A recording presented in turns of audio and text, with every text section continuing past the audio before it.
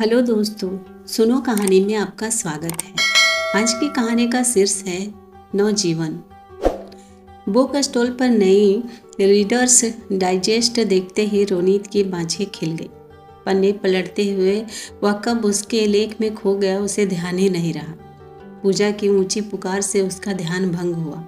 रोनीत आओ, बहुत चटपटे गोलगप्पे हैं, मैं तो 8 खा चुकी हूँ, तुम भी खा लो। ओ भैया, थोड़ा पानी डालना, कहते हुए पूजा ने अपना दोना आगे बढ़ा दिया। रोनित मानो नींद से जागा। उसे तो ख्याल ही नहीं रहा कि उसकी नई नवेली व्याहता कब कार से उतरकर खोमचे की ओर बढ़ गई थी। पूजा को चटकारे ले लेकर गोलगप्पे का पानी सुड़कते देखकर रोनित का सिर भन्ना गया। यह उसकी अभिजात्य जीवन शैली पर करारा तमाचा था। पूजा, घर चलो, ना चाहते हुए भी रोनित की आवाज़ में तख्ती उभर आई थी। आसपास खड़े लोग घूर कर देखने लगे तो पूजा फटाफट दोना फेंक कर साड़ी संभालती हुई जाकर कार में बैठ गई। रोनित ने खोमचे वाले को 50 का नोट पकड़ाया और कार में बैठ गया। वह बेचारा लौटाने के लिए खुले पैसे गिनता ही रह गया। उससे वापस पैसे क्यों नहीं लिए? पूजा ने भोलेपन से पूछा। जवाब में रोनित गंभीर हो गया। पूजा, तुम अब शहर के एक प्रतिष्ठित खानदान की बहू बन चुकी हो, जाने माने डॉक्टर रोनित राजदान की पत्नी। इस तरह सड़कों पर दोने चाटती अच्छी लगती है क्या? लेकिन मुझे गोलगप्पे पसंद है।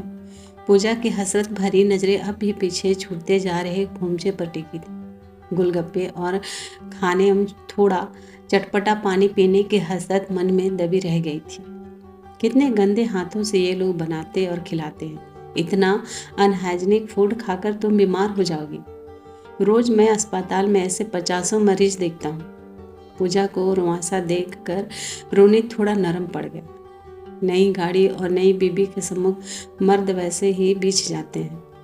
तुम्हारा जब मन करे नौकर से घर पर ही मंगवा लिया करो।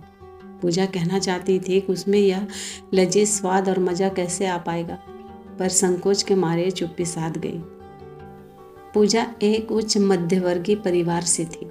इस तरह के परिवारों में पैसे की कोई तंगी नहीं होती, लेकिन इतना भी नहीं होता कि इंसान बिना सोचे समझे अंधाधुंध पानी की तरह पैसे बहाए। अपेक्षा में वह जमीन से जुड़ा रहता है, लेकिन राजदान परिवार कुलीन रईस परिवार था। पूजा के पारिवारिक स्तर से कई पैदान ऊपर। एक शादी में रोनित ने उसे देखा तो उसकी खूबसूरती और मासूमियत पर रिझ उठा। माँ ने भी थोड़ी नानुकुर के बाद, ठीक है, घरेलू सी लड़की है, दबकर रहेगी सोचकर उसकी पसंद पर अपनी स्वीकृति की मुहर लगा दी। वैसे भी उन्हें अपनी क्लब पार्टियों और शादियों से फुर्सत ही कहाँ थी। 2 वर्ष पूर्व पति की मौत के बाद तो वो घर गृहस्थी की जिम्मेवारियों से पूरी तरह मुक्त हो गई थी। हालांकि 2-3 सोसाइटियों की सदस्यता उन्होंने ग्रहण कर ली थी। वो महिलाओं के उस वर्ग का प्रतिनिधित्व करती थी जिनके लिए समाज में फैली बुराइयों के सम्मुख अपने घर, परिवार और समस्याएं अत्यंत तुच्छ स्थान रखती थी। पूजा 1-2 बार उनके संग कुछ सभाओं में गई तो उसे उनके भाषण का एक शब्द भी पाले नहीं पड़ा। माँ ने भी भैंस के आगे बीन बजाना व्यर्थ समझा, उसे साथ ले जाना बंद कर दिया। नौकरों से ज़्यादा घुलना मिलना ना माँ को पसंद था ना रोनित को। समय काटने के लिए पूजा ने कुछ कलात्मक वस्तुएं बनाकर घर को सजाना चाहा, जो उसने best out of waste course में सीखा था। तो रोनित ने उसके टेस्ट को देखकर नाक मुँह सिकोड़ ली। देश विदेश से एकत्रित अपने दुर्लभ कलात्मक नमूनों के सम्मुख उसे पूजा का यह हस्तशिल्प बेहद गंवार लगा। खिन पूजा ने अपने आप को पाक कला में डुबो लिया। घंटों मेहनत करके वह तरह तरह के पकवान बनाती और मेज सजा कर रोनित का इंतजार करती। मरीजों से जूझता थका मंदा रोनित देर रात लौटता। उन्नींद अवस्था में ही कुछ कोर मुंह में डालता और फिर जाकर बिस्तर पर ढेर हो जाता। पूजा को माँ की सीख की पति के दिल का रास्ता उसके पेट से होकर जाता है खिल्ली उड़ाता प्रतीत होता। वह बुझे बुझे से रहने लगी। उन्हीं दिनों रोनित को एक सेमिनार में भाग लेने मनाली जाना पड़ा। उसने पूजा को भी संग ले लिया। कई डॉक्टर परिवार थे, अतः उन्होंने एक बस कर ली। रास्ते में गिरते बर्फ की खूबसूरत छटा को देखकर पूजा बच्चों की तरह किलकिला उठी। वह बार बार रोनित को बस रुकवाने का आग्रह करने लगी। वह बर्फ को छूकर देखना चाहती थी। देश विदेश घूम चुके रोनित को उसका यह बचपना सुहा नहीं रहा था।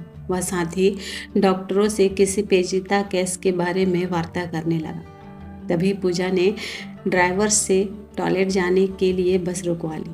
15 मिनट बाद भी जब वह नहीं लौटी तो रोनित उसे देखने बस के पीछे गया। वह यह देखकर हैरान रह गया कि अत्यंत उत्साहित पूजा ढेरों बर्फ के गोले बनाने में व्यस्त थी। आक्रोश में रोनित फट पड़ा। पूजा के हाथों से गोले झटक कर फेंकता हुआ वह उसे बस में ले आया। दहशत और अपमान से पूजा की आंखें डबडबाई। वह बस में उपस्थित लोगों की सहानुभूति और उपहास का पात्र बन गई थी। फिर पूरे रास्ते वह नजरें झुकाए चुपचाप बैठी रही। उसे गहरा सदमा लगा था। तब से वह खोई खोई से रहने लगी थी। हंसना, किलकिलाना, रूठना, चहकना तो दूर, रोनित उसके चेहरे पर मुस्कान देखने के लिए भी तरस गया था। इसी दौरान पता चला कि पूजा गर्भवती है। रोनित ने पूजा के व्यवहार को मातृत्व की ओर अग्रसर, परिपक्व और गरिमामयी रूप मानकर संतोष कर लिया। लेकिन प्राकृतिक ने तो कुछ और ही ठान रखी थी। पता चला कि गर्भ में पल रहे भ्रूण का विकास रुक गया था। ऐसे अल्प विकसित बच्चे को जन्म देना जिंदगी भर का दुख मोल लेना था। रोनित ने पूजा को सब कुछ बताकर उसे ऑपरेशन के लिए तैयार किया। वैसे भी पूजा के लिए यह सूचना मात्र थी। उसकी सहमति असहमति कोई मायने नहीं रखती थी। बच्चे को खोने के बाद तो पूजा जिंदा लाश बनकर रह गई थी। रोहित अब उसे लेकर चिंतित रहने लगा था। उस दिन भी वह अस्पताल के अपने कमरे में अपने अभिन्न साथी डॉक्टर हितेश से इसी बारे में विचार विमर्श कर रहा था। रोनित को अपने किए पर पश्चाताप हो रहा था। उससे आश्चर्य हुआ कि वह इतना क्रूर कैसे हो गया था। हम ज़्यादा पढ़े लिखे तथा कथित अभिजातीय वर्ग के लोग दिल से महसूस की जाने वाली बातों में दिमाग लगाने का प्रयास क्यों करते हैं? क्यों नहीं समझ पाते कि भावनाओं का सैलाब दिमाग के ऊपर से बेपरवाह गुजर जाता है। केवल प्यार भरा दिल ही उस सैलाब को थाम सकता है। अल्हड़ उमंगों और भावनाओं के ज्वार से पूजा शमित होने के लिए मुझ में एक प्यार भरा दिल तलाशती रही और मैंने मर्यादाओं की दीवार खड़ी कर दी। उन लहरों को पीछे धकेलना चाहा। एक उमड़ती, कोलाहल करती, अपने स्वाभाविक सौंदर्य से सबको मुग्ध करती नदी आज एक ठहरे हुए पानी का कुंड मात्र बनकर रह गई है। मैं उसमें नवजीवन प्रवाहित करना चाहता हूँ। भाभी को अवसाद से उबारने का एक ही रास्ता है कि वो माँ बन जाए। बच्चे के संग बच्चा बनकर उनकी खिलखिलाहट और मासूमियत लौट आएगी। लेकिन अब यह कैसे होगा? रोनित के माथे पर चिंता की लकीरें भर आई। पूजा मुझसे दूर दूर रहने लगी है। मेरे छूने से वह सिहर उठती है। हिरनी जैसी भयभीत नज़रों से मुझे देखने लगती है, मानो मैं उसका शिकार करने वाला हूँ। उसके दिल को छुए बगैर मैं उसके शरीर को कैसे छू सकता हूँ? नहीं हितेश, नहीं, मैं अपनी पूजा के संग ऐसा नहीं कर सकता। तभी बाहर शोर शराबा होने लगा। पता चला किसी मंत्री जी की अवसादग्रस्त पुत्रवधू ने आवेश में आकर अपने हाथ की नस काट ली। खून निरंतर बह जा रहा था। सारे डॉक्टर उसे संभालने में जुट गए, लेकिन उसने दम तोड़ दिया।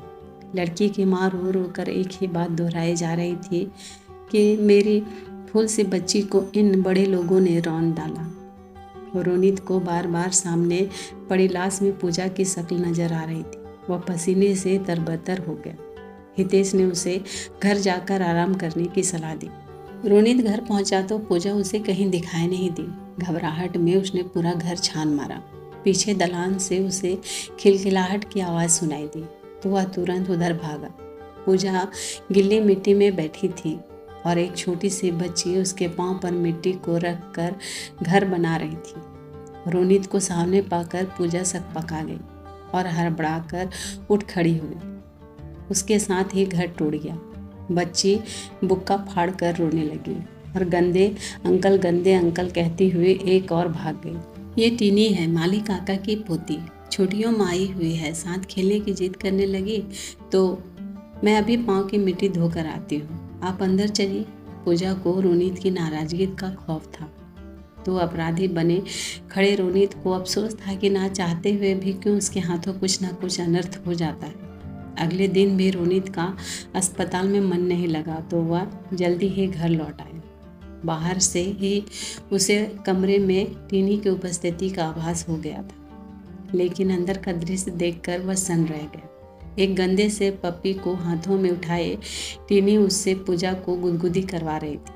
वह गंदा पप्पी कभी पूजा को पंजा लगाता तो कभी चाटता और पूजा हंस हंस कर दोहरी हुई जा रही थी। टीनी, फेंको इसे बाहर। रोनित स्वयं को रोक नहीं सका और चिल्ला पड़ा। घबराई टीनी के हाथों से पप्पी छूट गया। इससे पहले कि वह बुक्का फाड़ कर रोना आरंभ करे, रोनित ने उसे गोद में उठा लिया। इतने गंदे पप्पी के संग खेलोगी तो कई बीमारियां हो जाएगी। हम तुम्हारे लिए एक अच्छा सा पप्पी ले आएंगे।